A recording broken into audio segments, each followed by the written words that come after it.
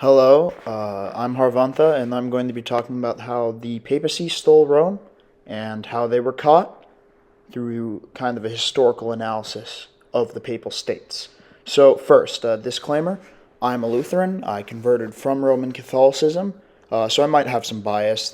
I do like bashing the papacy when I can, but since this is more of a historical work, I will do my best to uphold academic integrity, you know, this isn't about theology necessarily. It's not a work of apologetics. It's a historical analysis of the papal states and their land claims.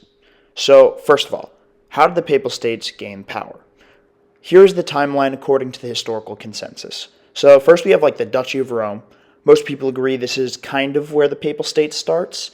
You have it like with the Exarchate of Ravenna during the Byzantine Empire, and then you have it continuing up to the late 7th century, like you have it going there to 756 AD, where because the Byzantines got kicked out of Italy by the Lombards, and then the Lombards were kind of declining, the papal states needed someone to guarantee pretty much their sovereignty. So they looked towards the Franks, the French, unfortunately, and eventually one of their kings, well, they were made the king, Pepin the Short, he made a donation of Latium, the area around Rome, that entire region, to kind of the Duchy of Rome, creating the Papal States. This would kind of continue like this. There'd be some territorial changes, bunch of other things, some crazy periods in papal history, which I can totally cover if I see interest in this kind of content. But this would lead to the Avignon papacy in 1305 to 1378, with the French trying to pretty much take over the papacy. Then more of the same until the Roman Republic, because Napoleon deletes the papacy for a few years from just existing. And then it exists again. The Neapolitan kingdom, Two Sicilies, comes, reestablishes the papal states. But then Garibaldi and the entire effort of Sardinia Piedmont lead to the papal states to cease to exist in any real sense into their modern form, essentially, through Italian unification and that entire process.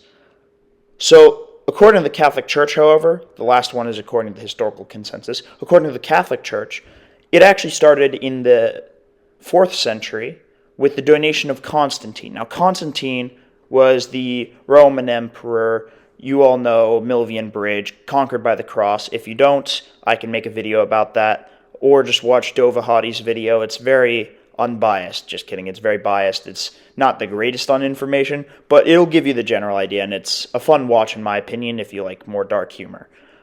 The Duchy of Rome was really where it became more of an independent authority, and most Catholics will accept this. The Papal States, the donation of Pepin, this would also be accepted as like a major important step in the Papal States' development, and then the rest is just the same.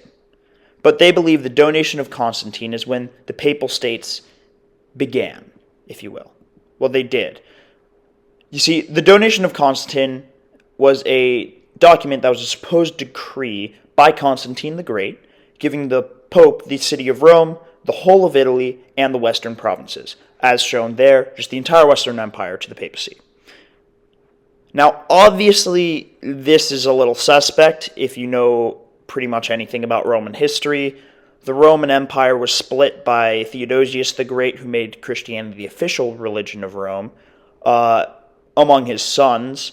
Honorius was in the west, and he was a terrible emperor, but he did have the Western Roman Empire. It was not under the papacy, and his power wasn't really given by the papacy.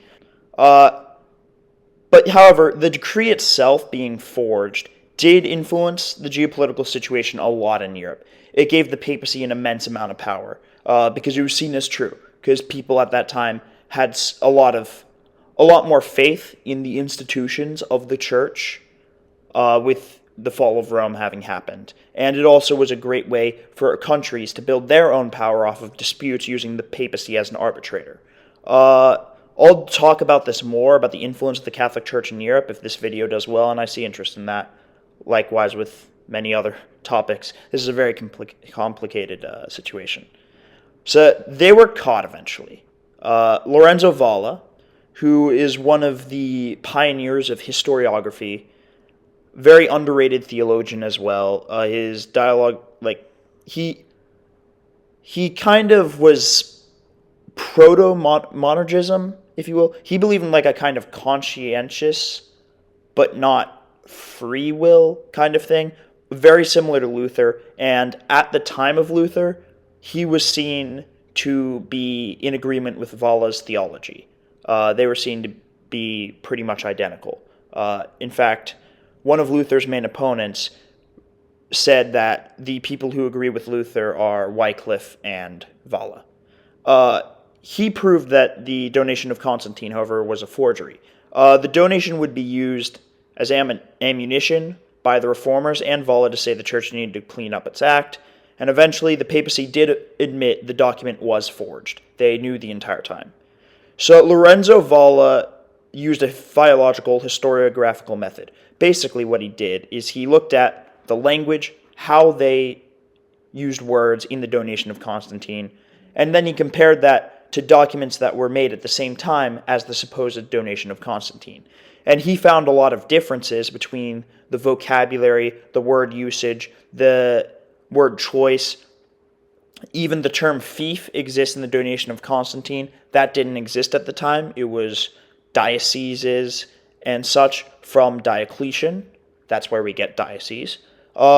He named subdivisions after himself, because more reason to not like Diocletian, I guess. Lorenzo Valla used this method, pioneered it in a lot of ways, to disprove the donation.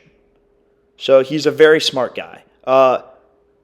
What does this mean for Catholicism, however? So the donation of Constantine, one of the major bases for their claims to land, was disproven.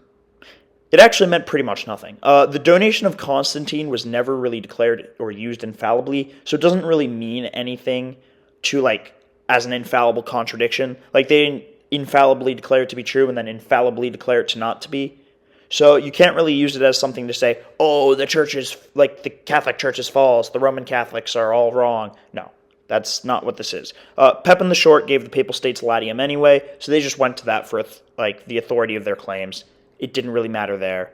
Actually, one of the popes at the time, when it was, being pretty much recognized as a forgery by the Catholic Church, when they were admitting it, he actually had written an essay about how it didn't matter because they got it from supposedly Peter and Pepin. Peter and Pepin, I guess, undermines the credibility of the papacy. This is something it does do, but it doesn't destroy or invalidate the office in any way. And there are effects, to Roman Catholic theology. I'll talk about that when I do a video on pentarchy theory. That's more about, the base claim of each denomination, with Eastern Orthodoxy and Armenian Orthodoxy, all of the Coptic churches, and the Western Church of the Roman Catholic Church. I'll get into that later.